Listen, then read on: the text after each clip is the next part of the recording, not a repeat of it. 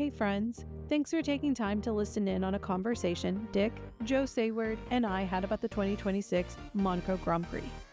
On Sunday afternoon in Monte Carlo, while Kimi Antonelli was celebrating his 5th straight win in the harbor, a one-page document was circulating through the paddock motorhomes. It named Red Bull's engine the benchmark. It gave Mercedes the right to keep developing anyway, and it may have just made the outcome of the 2026 season considerably less uncertain. And then there was the race itself, the wave of penalties that made a mockery of a potential podium, and the quiet admission from multiple drivers that nobody is entirely happy with the cars they're racing. As you'll hear, we set out to talk about Monaco, and then Joe explained what ADUO actually means, and why a system designed to stop Mercedes' domination may have just handed them more room to grow. We couldn't agree on whether anything we saw on track told us anything real about where this season is heading. But before we get to our conversation, I need to ask, can you help us out? If this show adds value to your F1 experience, please take a moment to follow us and give us 5 stars on your favorite podcast app. Share this episode with other F1 fans. That's how people find us, and it's how we keep growing this community. Hope you enjoy our conversation. Okay, gentlemen, Monaco 2026, it delivered a nearly perfect race winner and a nearly perfect disaster for everyone else. And I have ideas, thoughts, but I want to run it by you guys. And I'm delighted that we have time to do this debrief. So, Dick, tell me, what was your race highlight? I thoroughly enjoyed qualifying, quite frankly. I thought, especially Q3, it was just a lot of fun to watch these guys just going for it. You know me, as a racer, I'm all about watching other supremely talented racers just trying to extract every last, percentage out of their cars, and they did it. I mean, some of those slow motion shots where you could see the guys coming through the swimming pool complex where they were literally brushing their right front tire against the barrier. That was just spectacular. I just thoroughly enjoyed it. The race, until things got crazy at the end, was pretty predictable for Monaco, but there was certainly some crazy activity towards the end of the race that surprised me. I mean, my son refers to Charles Leclerc as the crash, and he was pretty much the whole weekend going, he's going to crash sooner or later. He's going to crash. And sure enough, when he crashed, he was like, yes, I knew it. Brutal. But anyway, apparently not Charles's fault when 3 of your 4 brakes fail. I mean, I don't know what else you can do about that. So, but pitch it into the barrier. So anyway, that was my take on it. What about you, Joe? I agree about qualifying. That was sensational, particularly that part when Max and Kimi were 1,000th of a second apart. That was just fantastic. But I thought the race was great too, and fundamentally because Kimi was just extraordinary, absolutely extraordinary. He ran away at the beginning by a huge amount. He then backed off and let everyone catch up a bit. I think just to preserve stuff, I guess. And then later on, he ran away again, and then he lost a huge lead with the safety car and then did it again. So that's really, this is a guy under pressure. He's 19 years old, and he just showed all the old veterans a way around. Okay, he's got a good car, but George Russell was all over the place.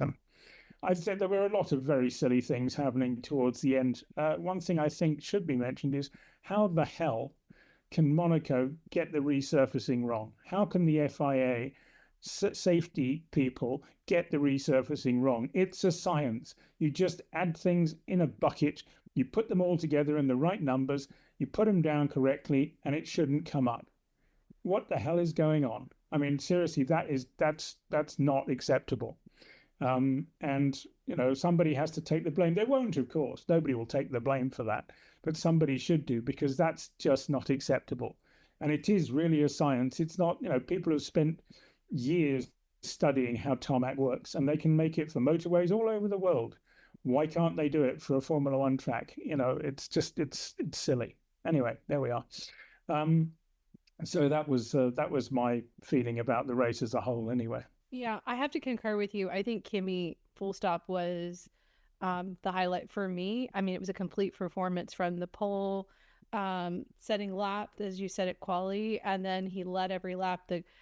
The start, I mean, considering how the start has not been his friend for these last races, and then for it to work here, the fast lap, I mean, all of it. And he did it under pressure, like you said, at such a young age. I have to agree with you on every level. And Joe, I even wondered regarding the road, how much of that is a responsibility of like the local race promoter, and then you have the unique issue of it being Monaco and like the different guidelines, rules, city, principality, all the politics that comes. And so I agree with you that nobody's going to ever own up to it because there's so many entities that they'd like to blame. But it was just astonishing. But at the end of the day, the track is passed as being safe by the FIA. 100%. Therefore have to take responsibility if it's not safe, which, the fact they put a red flag out suggests it wasn't safe. Yep. So they in many respects they've created a problem for themselves, because they kind of felt they had to, I suppose. But they take responsibility. It doesn't matter who did the work. They should have people who know how to do it. If they don't do the job properly, it's their fault. Yeah, and I feel like you've said this in other conversations. I mean, this is what their role is, governance. And when you talk about all the other elements that are at play between FOM and FIA and the politics that are navigating that, and FOM, is it worth continuing to be with the FIA? This is one example of like, why do you have that relationship if you can't do the basic of why you exist or why there is this relationship? Which leads me to a different question. I think that the officiating, like the steward's decision, it was something that I think is a little bit more complicated. At least it seemed like it. Were the penalties fair? Were they enforceable? Was that consistently applied? Was a question I had during the race. Like, my heart said it wasn't right. I mean, multiple drivers being penalized by margins that were so narrow. But my legal brain says the rules are the rules, and this is largely a binary, which makes it all the more complicated because like the teams were warned before the race about this risk of cutting the pit lane entry, and then the warning was given. Some teams seem to be giving notice to their drivers. I just wondered, can you give any insight into that? Because I think for especially a person who might not be watching Formula One and this is their first race, they may be very confused by that aspect of what happened. Yeah, I think the answer to that is that the FIA is not measuring the speed per se. It's measuring distance over time. Now, the distance of the pit lane has increased slightly because they had to fit the Cadillac team in, and therefore the exit became wiggly, a bit more wiggly and a few more meters long. So maybe that, okay, they say maybe they did warn the teams and say, look, this is not the same as it was. And therefore, maybe they said it's a problem for pit lane speeding, but either the teams didn't take note of that or they didn't think it was important. But I mean, it was literally, you were getting things like 60.1 kilometers an hour and you get a 5-second penalty. That's daft. The penalties, I know the stewards have to follow certain rules, but it's just daft to do that because you took away an awful lot of fantastic driving and gave it penalties. And then George got a penalty for not serving his penalty correctly and this kind of stuff, So, and I believe that Alpine has asked for a right to review of some of the decisions made. And I think that's fair. But the trouble is, if only Alpine has asked for a right to review, they'd have to change everybody's results. And then the whole thing would be turned upside down. So, is it sensible? Yes, it is. Your legal brain is entirely correct. If it says 60.0, 60.1 is too much. But then again, there's also a question of whether or not it was because maybe it was just being rounded up. Maybe it was 60.6 as opposed to 60 point whatever it was. I'm not very good at maths. but they rounded up to being 60.1, and in fact they were doing 60.06 or whatever, Um, so we don't really know, but the whole thing made it a bit of a mockery, and it was unfortunate. We didn't really need all that. And beyond that, I thought, um, that's just it was. It needs to be things need to be like that. Need to be thought through. Squeezing another team in the pit lane. I thought it was miraculous they managed to do it. To be honest, because there's really not a lot of space, and but it did have an impact because also it made the pit lane very fiddly.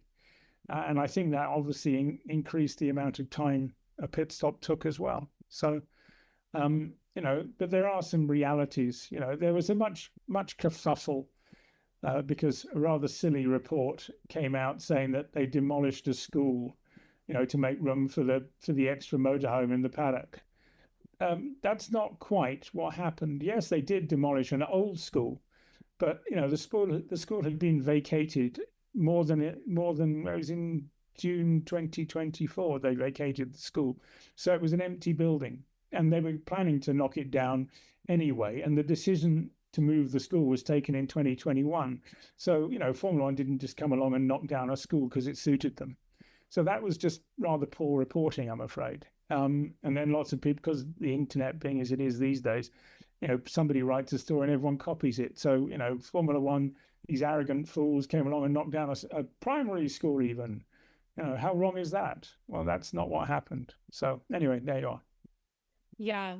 I saw that article in your JSBM newsletter, and I thought that was so good that you highlighted the issue and provided much needed context, because it's not helpful, especially in one of the most outside of the motorsport industry. This is the moment I think that Formula One gets on the radar. I feel like the globe. And you don't need this kind of misinformation being placed, or in the case of the stewarding decision, where it just looks incongruent to what your eyes are seeing.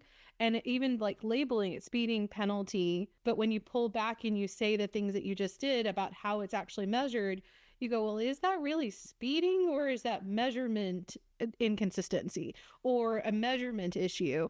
And until you become a person who is diving deeper into the world of motorsports, you would just assume it's like what your police officer with the radar gun is sitting there and timing you. That's what I think most people would think. And so that's why I appreciate that you gave that background and context. Dick, on the other side of it, I know that you and John and I have had conversations about how racers always look for the loopholes, always know where there's a little bit of a margin that you can take. Push. Yeah. Yeah, pushing the limit, which is part of racing. So what are your thoughts? I kind of lead that way to see if that's how your racer brain is evaluating this, or if you're leaning the way that we are. Well, okay. So number one, officials can get it wrong, and equipment can be calibrated incorrectly, right? I learned a lesson decades ago when I got disqualified for being a 1 pound under the minimum weight. 1 pound made no difference in my overall position. I don't even remember where I finished, but they threw me out and disqualified me from the race because I was a pound under. And what that taught me was two things. Number one, you best have a little bit of margin and be 1 or 2 pounds over. But the other part is you better run the car over the scales if you're going to different tracks and find out what you weigh before you ever go on track, so that you can then know, okay, the scales are calibrated like this. Do I need to do something to put additional weight on the car, or do I need to take weight off of it? And so I look at it from both sides, because I think if the speed limit is 60 kilometers an hour, then it's 60 kilometers an hour. If you're a steward, you can't give anybody an extra tenth of a mile an hour, even though we all know an extra tenth of a kilometer an hour is nothing.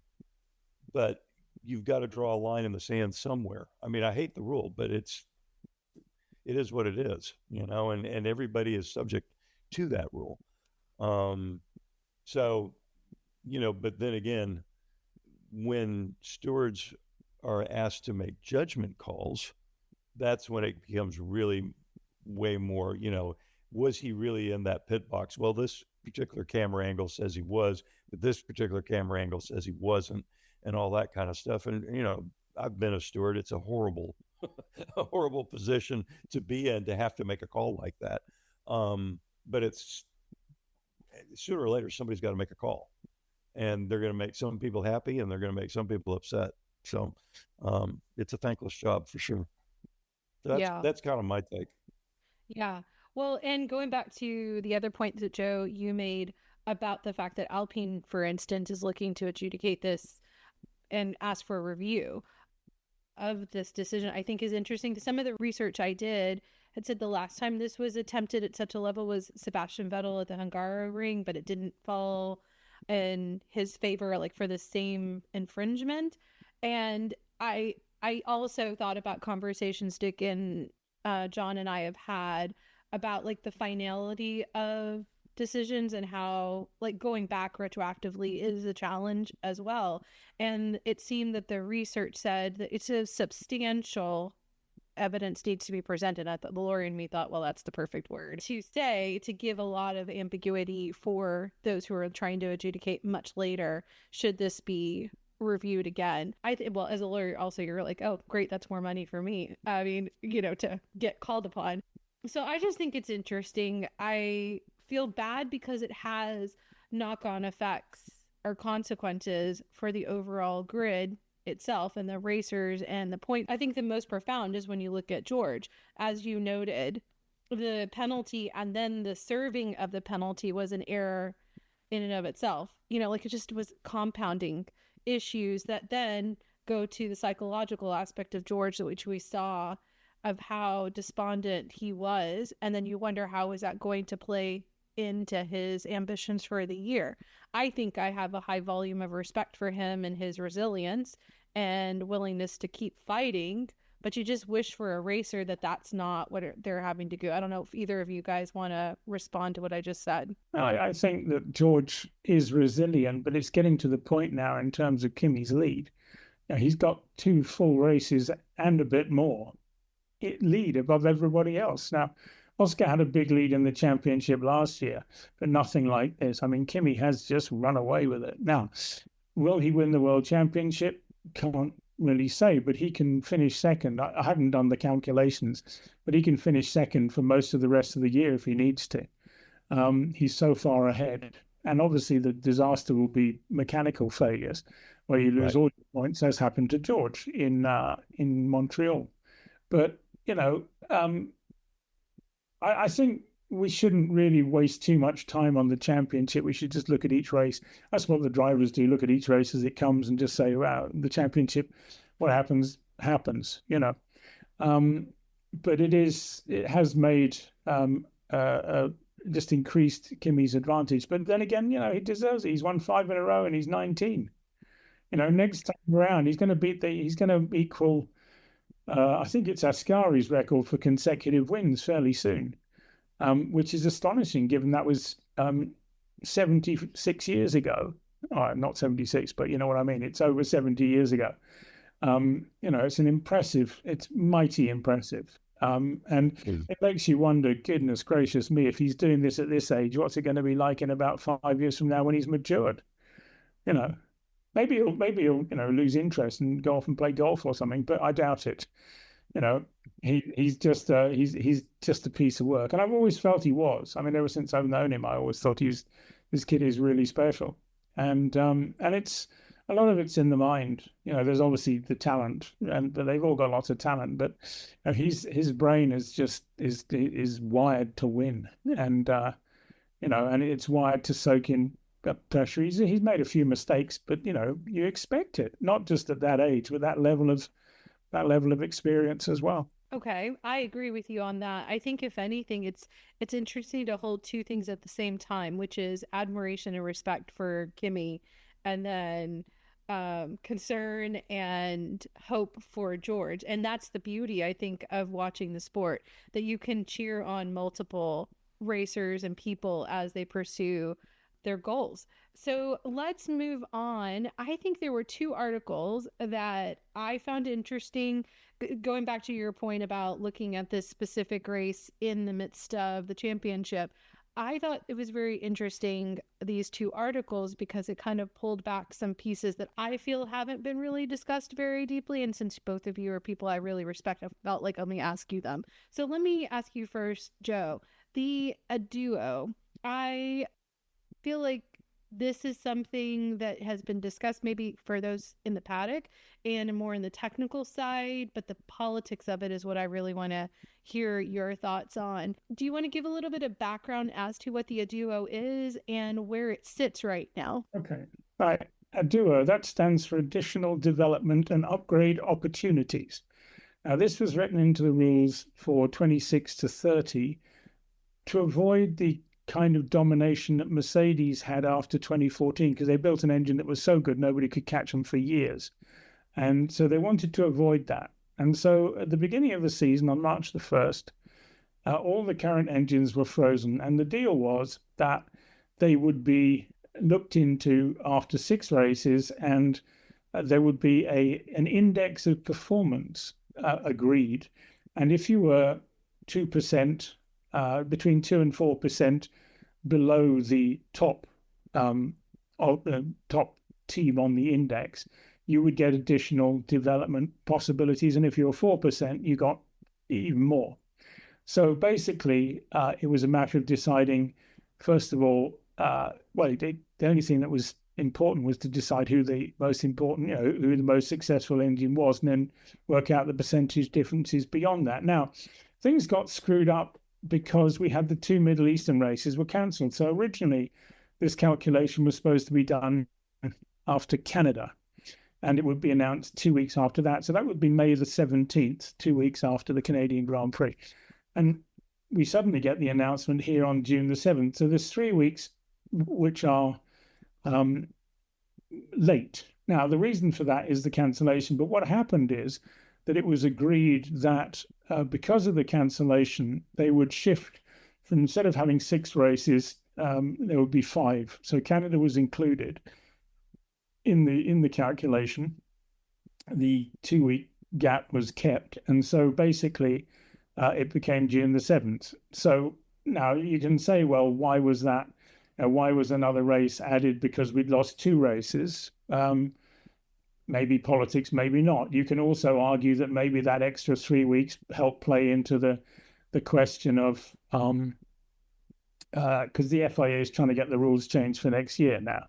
And so if you have an ADUO thing that can be used to pressurize people, you can use things. I'm not sure you can actually claim that, but in the paddock, you're talking about competitive people here, and you're talking about conspiracy theorists all over the shop. So that is, there are people out there who think that the whole thing was delayed to use as a lever in the negotiations for 27. I don't think I necessarily agree with that, but I can see how it comes along. Now, the thing that took a lot of people by surprise is that when they came up with this ICE performance index, it was Red Bull who came out on top. It's like, sort of, what?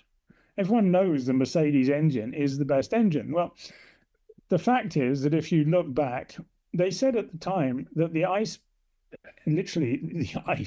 performance is based on ICE alone. It's not representative of the full power unit. In other words, there's no electrical side of it. There's no influence from the ERS, from the battery. All these other things are not included. It's just the power. Well, that's kind of bonkers, isn't it? Because if you don't know the full power outlet, giving people additional giving people additional development if their engine is clearly not the best engine, or denying them is just crazy. So we've got a situation where Mercedes are allowed to improve their engine and Red Bull isn't. Well, the Red Bull engine ain't that great as an overall thing. It's not bad, but it's not great. Ferrari were hoping to get a chance to catch up with Mercedes, and they've now got the same amount of development potential as Mercedes have got. In other words, they're not going to catch up. So, Red Bull can't do anything. Mercedes, the others to a lesser or greater extent. I mean, Honda's a disaster, and they need all the help they can get, and they're getting it. But I question the concept of. I understand why it was done. I understand it's very difficult to measure the power unit as a whole. The other thing we don't know is what the criteria were. for measuring. And they deliberately kept that quiet because they didn't want people to try and play on the regulation, so making certain things look poor in order to get more development stuff. But at the end of the day, it just doesn't seem right, and it doesn't seem sensible to give Mercedes the ability to get even better. And Red Bull can't, and Ferrari can't make a significant difference. Now, underlying all of this, somewhere in the regulations, the FIA has the right to intervene again if the system creates imbalances. Now, I don't like balance of performance. That's why I think the World Endurance Championship is a waste of time, because you can move things around and everything's secret. And in the World Endurance Champion, you're not even allowed to talk about it. Teams are not allowed to criticize the balance of performance. Well, that's not the way of doing business in the modern world. You have to be transparent and you have to be open. And otherwise, everybody's a conspiracy theorist, and you just get bad feeling, and you get the whole championship. It reflects badly on the championship. So I understand the logic of it. I just think it's been badly done. And and I'm not saying that it's the structuring that's bad, not the work that's been done by people to do the calculations and all the rest of it. It's just the thinking behind. We've ended up with a ridiculous situation, and that doesn't reflect well on the sport. So the question is, how did that happen? Why did that happen? And do we really want that to happen again? So there we are. That's probably explained as best as I can. And there'll be 2 more periods, by the way, this year when ADUO, the next upgrades can happen. So basically we have from Monaco to Hungary, that period where I'd have to work out how many races, 6 probably. There'll be another ADUO round of, are they allowed some more thing? And then from the Dutch Grand Prix to Mexico, that's another period in which further improvements can be made based on these calculations. So, it's not over yet, but it is, I just don't really, I don't see the logic in giving the people who are ahead a bigger advantage. So one follow-up question. I hear you in saying that the data is objective, but I have a question. I agree with you about the intent. It seems like the intent was drawn from the past as to why you don't want to see that happen again. And then the need for transparency, I guess that's where I'm trying to understand. Is there any element from what you understand where behind the scenes there could be lobbying or more subjectivity allowed into this process? Meaning, I guess I'm equating it to policy and legislation that you create laws because there's a problem or someone has said this is an issue we need to address. And then it's actually the sausage making that convolutes the best of intentions and causes unintended consequences and or bad application of the law. And so I'm wondering if that's what's happening here. That's where my question is leading. What are your thoughts? I don't think so. The only thing I would say is a little bit questionable, and that's understandable as well, is the switching of the number of races being used to calculate. They didn't have to do that. They could have just gone with the 4. I mean, what difference is it going to make? Why was a 5th one added? And was the additional time gained for negotiation over 27 part of that decision-making process? That I can see as being political. The rest of it I don't really see as being political.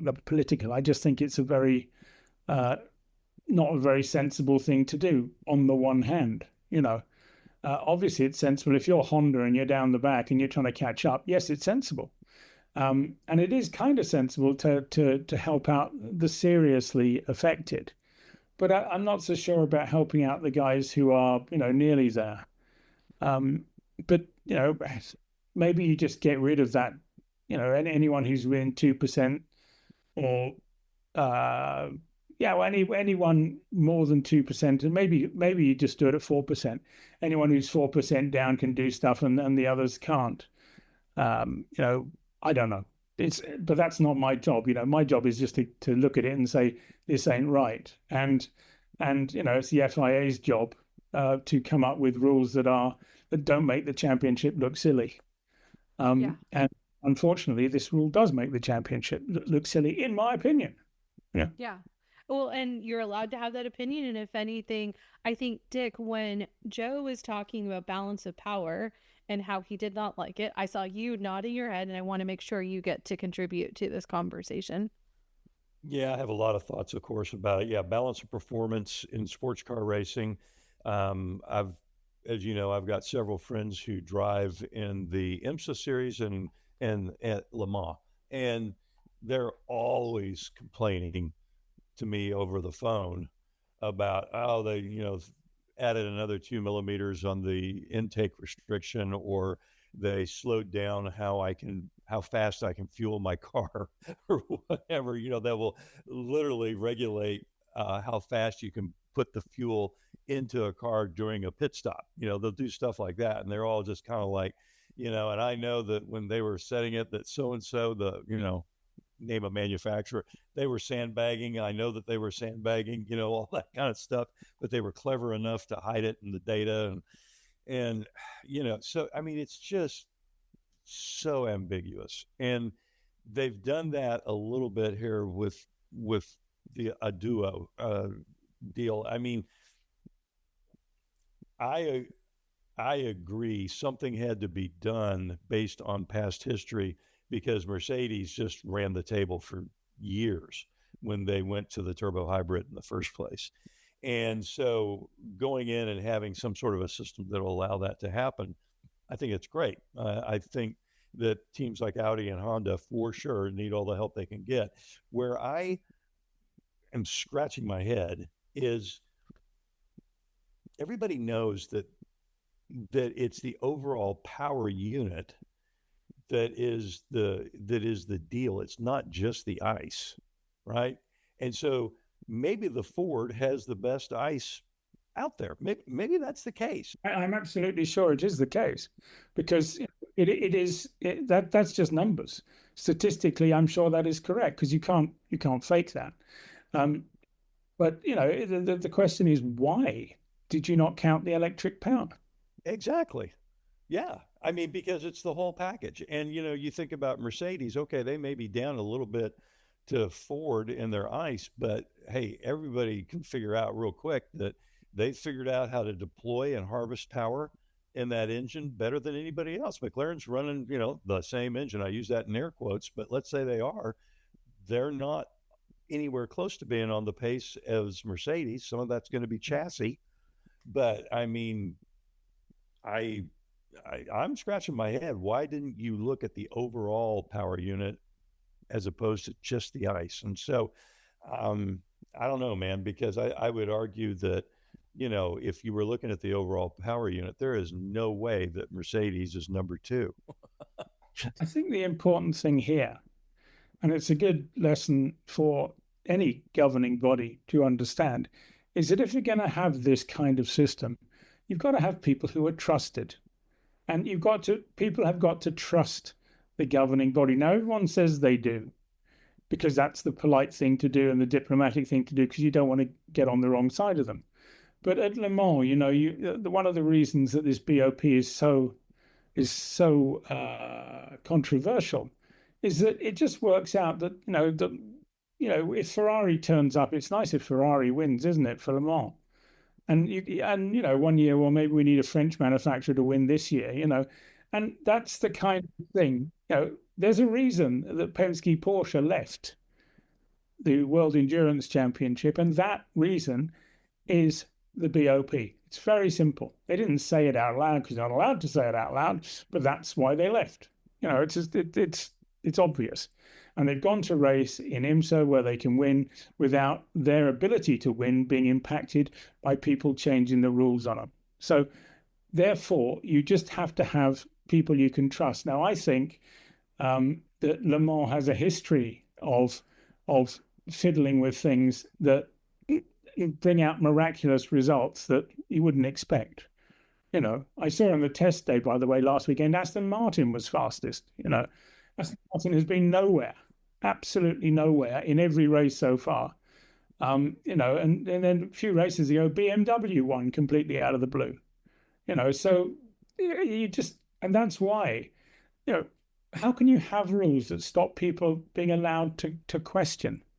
That in itself is ridiculous in terms of freedom of speech. It's not the way you should run things, and that impacts ultimately on the FIA because they're the ones who allow these regulations to happen, and that their job is to be fair and to be unbiased and to not allow people to fiddle things, and to have a reputation for doing the right thing. If their reputation is damaged, the sport is damaged. So, we need to have a governing body that can be trusted. And I think probably a lot of people don't trust the FIA at the moment, for whatever reason it is. And they all say they do because, they kind of have to. But that's not what you hear when you talk to people quietly off the record. It's not at all what you hear. So, this is the problem. It's one of respect more than anything else, I think.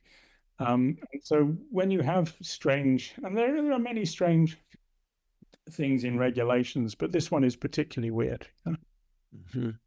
The other thing that I would add is that, if you think about the development curve of any component for something as complex as the overall power unit for an F1 car today, okay, so Honda and Audi, they get 2 upgrades, right?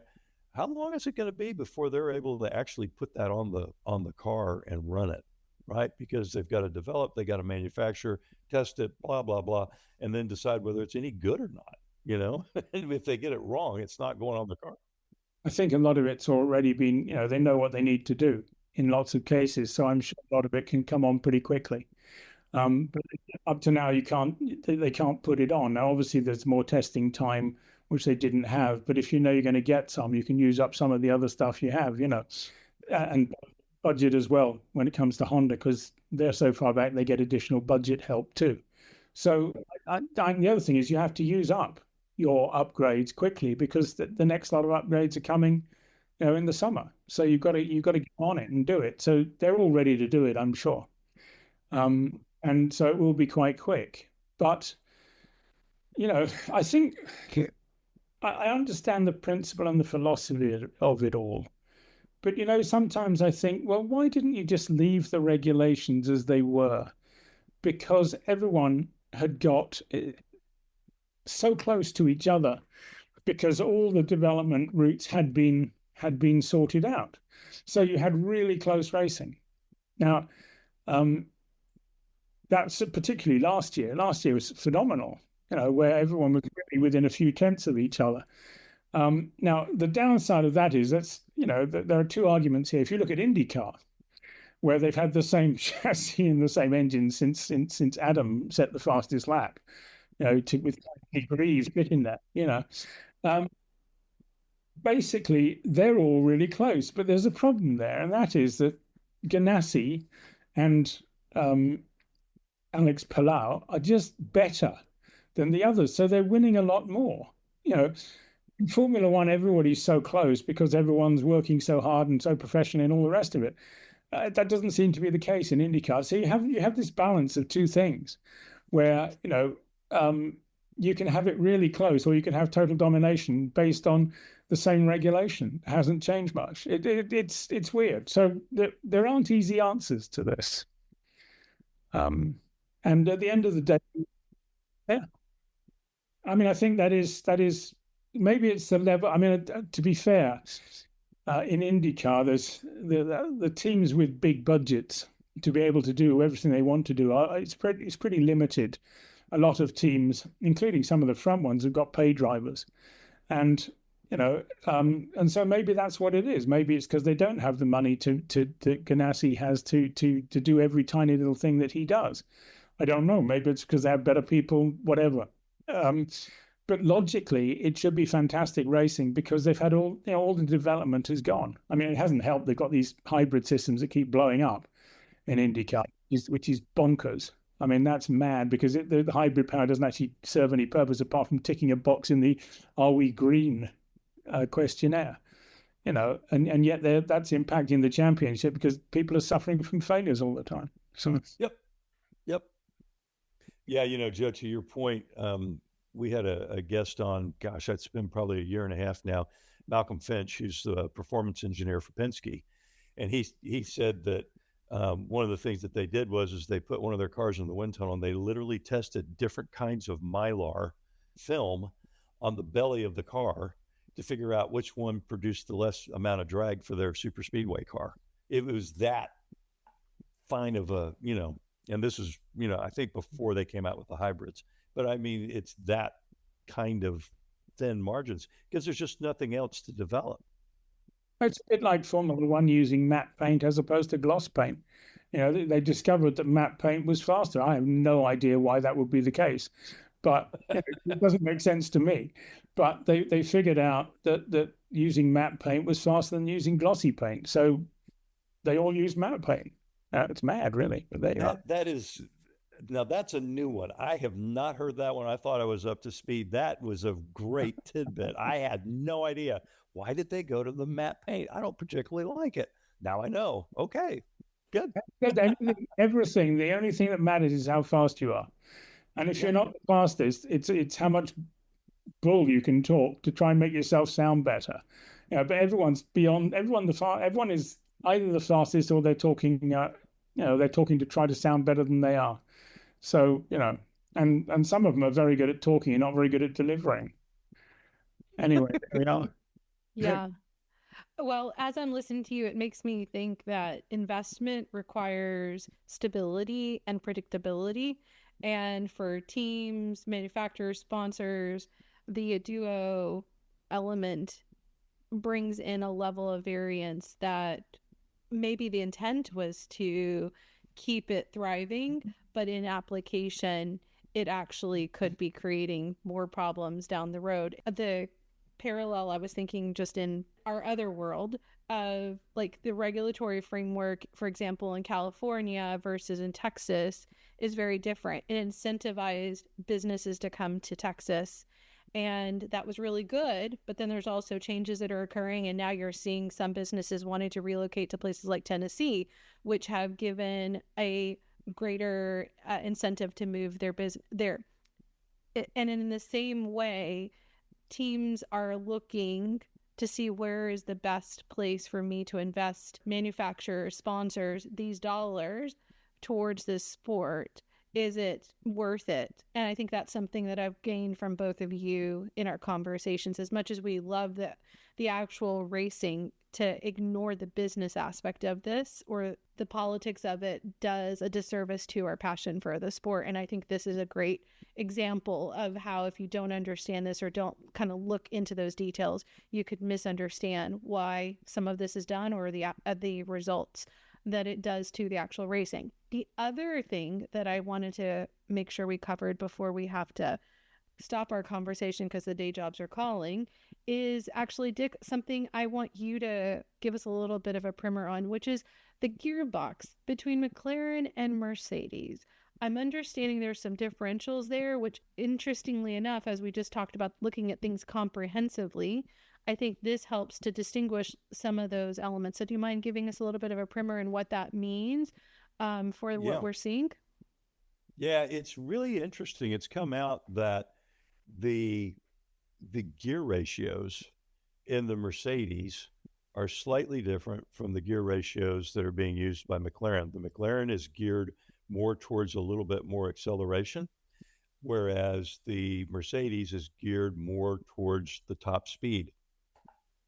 And what's interesting is, to me, as an old school racer, I'm used to the idea that you don't go in and say, in my 8-speed gearbox, here are the gear ratios that I'm putting in, and this is what I'm going to run this year, and that's it. As an old school racer, if I'm going to a track that's got lots of long straightaways, I'm putting in a much different set of gears inside the transmission, whether it's first gear or eighth gear in this case. We never ran 8 gears. We didn't have our transmissions had 4. So, um, I mean, things have changed, but we were always throwing different gears at the car, and if the wind changed direction, we changed gears. And all this, instead of having a tailwind, we now have a headwind. You best bet we're throwing different gears at the gearbox. And sometimes we would literally be sitting on the grid changing gears. I've had a couple of massive thrashes changing gears just before taking the green flag. And so I think it's really interesting that we've progress to the point. I'm going to use progress and be charitable here, but with as many gears as you have, the idea, of course, is to keep it within a very narrow power band on those engines, right? So that the engine is always operating at its most efficient. And my guess is that Mercedes found something on the dyno long before they had to homologate and declare what their gear ratios were. That said, this is a more efficient way of keeping the ICE within the power band, or this was going to help us on the harvesting of energy, or there's something that's going on there that, again, just one of those little marginal fractional thing. Going back to Joe's point, why didn't they think about the overall package as opposed to just the ICE? And as a result, now I guess McLaren has the ability to come in and say, yep, we want to go in and change. I think they're allowed one ratio change. And I don't know if I'm assuming that's the entire gear stack. So they are allowed to do one a year, I think. But it's fascinating to me that, the gearing that you use at Monaco is the same gearing that you use at Spa, which says to me that, hey, at Monaco, you're probably not hitting 8th gear. You'll never get there because the straights are too short. There's a cost element. Obviously, part of the thinking is to keep down costs, to also efficiency elements. I mean, we used to have these, what they call cassette gearboxes, whereby they'd have different sets of stuff, and you just slot in a different cassette. And that was also good for crashes and stuff. You just pull out the wreck and just lob another one in there. There are practical reasons too, that these kind of things have developed over time. But I tend to agree with you. Just having to sort of set the gears for the whole, or at least half a season, is a bit bonkers, isn't it? Yeah, it really is. And I mean, it's bonkers. And yet, when you think about it, okay, you got 8 speed, you got 8 different gears, right? And, you gear first gear for the hairpins at Monaco, and you gear 8th gear for, I don't know, the straight at Monza or whatever, And so everything becomes a compromise. And maybe you use first gear at Monaco, but maybe you won't at Monza. You probably won't use it at Monza. There's also an element too, which is perhaps aerodynamically speaking, gearboxes. There are certain these things are shrink wrapped. I mean, literally, the metal is shrink wrapped around the ratios. I mean, they are so tight, and maybe Mercedes or McLaren thought they gain a bit more aero if they did something different to what Mercedes was doing. So, there's lots of elements, and it's very, very hard for members of the public to try to figure out what the hell it was that made them do it. So, and even for journos, unless somebody tells you, how the hell are we going to know? I love technical journalists sometimes because most of them, they look very learned and they spout forth theories. And the fact is they're told by somebody how it works. They don't understand it themselves, and then if you have people who are playing with them a little bit, they can tell them the wrong stuff, Mm-hmm. Yeah. And that's happened many times in the past. People just tell things that suit their story. So, but the technical journalists do not work on the basis that, if they were aerodynamicists, they'd be earning a lot more money being an aerodynamicist than they would writing about it, wouldn't they? Yes, they would. Yes, they would. Yeah, I do too. And if anything, I will be interested to see how this actually plays out. over the course of the season based off of what you just said. So I just realized we got into some deep weeds and really didn't talk about the race as much. So I think that we have a lot that we could discuss, and I don't want to take up too much time because, again, the clock is ticking. But I want to ask, like, front of field, did anything stand out to you when you look at the teams that are at the front of the field, either one of you? I can summarize this real fast, which is very simple, which is Monaco. It's a very unusual event. It's very different to everything else. Therefore, you can have things that are bought just for Monaco. Yes, that's all true. At the end of the day, it has no real impact on the rest of the season. It's just a Monaco-specific change. So any kind of changes we saw are largely irrelevant in the overall scheme of things. And secondly, everyone behind Kimi, as you said at the beginning, everything went wrong for everybody. So when all is said and done, I don't think we can gain a lot of knowledge about who's where in the pecking order. It's just, who had the least of the disasters. And I think that sums it up quite neatly. I think you're exactly right. And I love it because that was what I was hoping you would say. Because I do think that Monaco has so many levels of what it feels like an anomaly that you have to love it and appreciate it for what it is versus trying to put it into something that fits with everything else. And I think, if anything, I would encourage people to listen to our other conversation talking about the Monaco Grand Prix, why it still matters, where it still has opportunities, where it continues to iterate, and if anything, that's worth time. I do want to ask you this. We did have a rookie on the grid, one rookie. How do you think he handled the race? He seemed to be doing pretty well. I think the thing with the rookie angle in the world of simulation, and I don't mean just simulation that is legislated on. So the use of actually the team simulators is limited, but there are so many things out there. So a new driver turns up on the track, he should know the place intimately anyway nowadays, because they just spend days and days and days going around the track, so they should know every little detail. So being a rookie is not, obviously there's some camber issues perhaps, or levels of grip, and was very difficult this year because they'd resurfaced a big chunk of the track.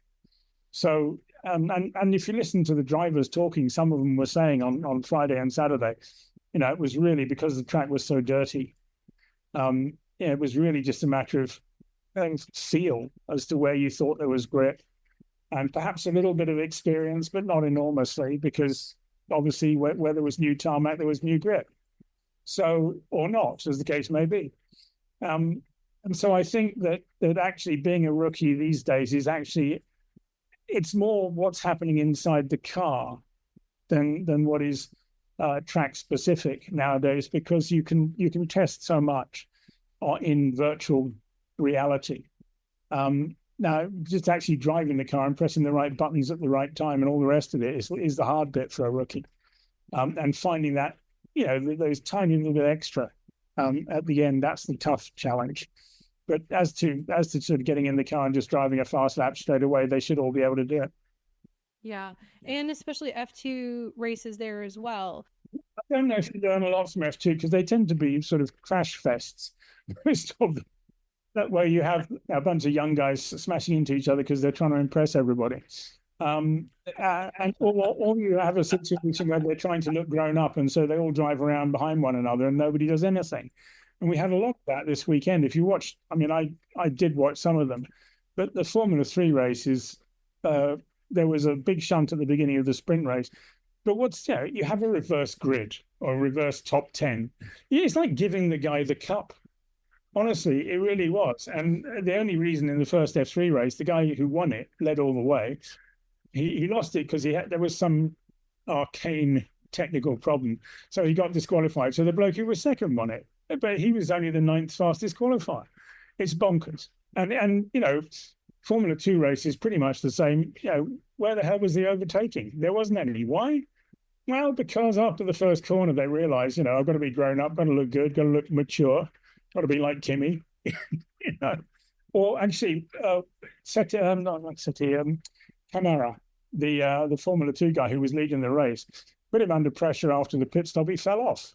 And that's a big black mark for him and his career, because people go, oh, look at that. He fell off. He gave away a lead. He gave away a win in Monaco. So, but apart from that, there was nothing really, I just don't really understand the concept of, I understand, you want more show and you want more people to watch, but reversing the top 10 just gives the wrong people wins in a lot of places. In Monaco, it literally is like handing him the trophy before the race begins, unless he screws up, which Camara did.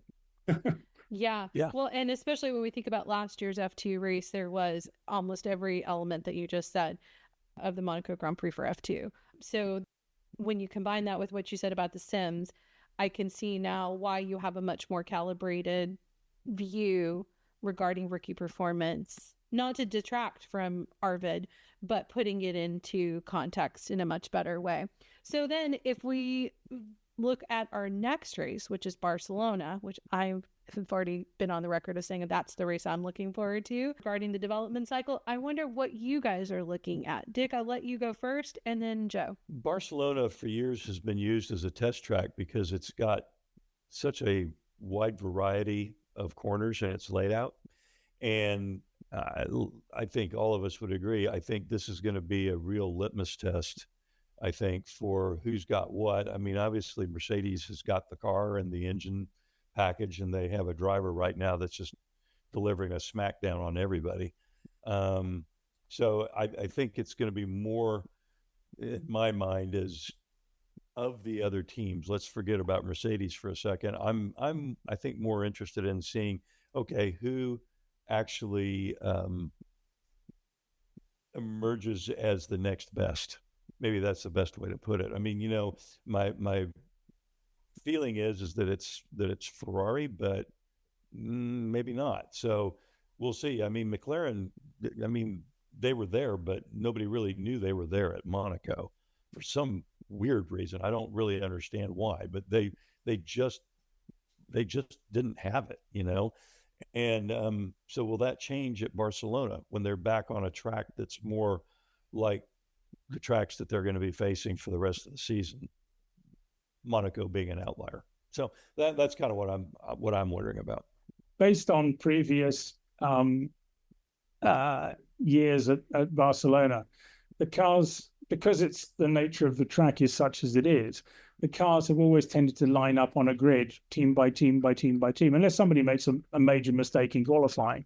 Usually you get a very clear picture of who's where, because they go, the first row will be Mercedes, the second year will be X, the third row, will be this. So it really does sort out the car more than the driver. So I think we can look forward to seeing that. And obviously you might get one or two people out of sequence if they screwed up. But generally speaking, that gives you a very clear picture of where things are at. Yeah, I call it a Noah's Ark grid. Everything 2 by 2 by 2. I love it. Well, if anything, then, if we didn't sit down and do a deep dive into the front of grid, mid-pack, back of grid, we can look forward to doing that in our next conversation for Barcelona. Okay, friends, what did you think of our conversation? Drop me a line via email, Sabrina@2guysagirlandf1.com. Can you help us out? If you haven't already, please take a moment to follow us and give us 5 stars on your favorite podcast app, as well as share this episode with other F1 fans.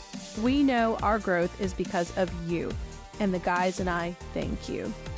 And with that, let me say, we'll keep talking and you can keep listening in, because we're just 2 guys, a girl, and F1. For John, Dick, and me, Sabrina, thanks for listening.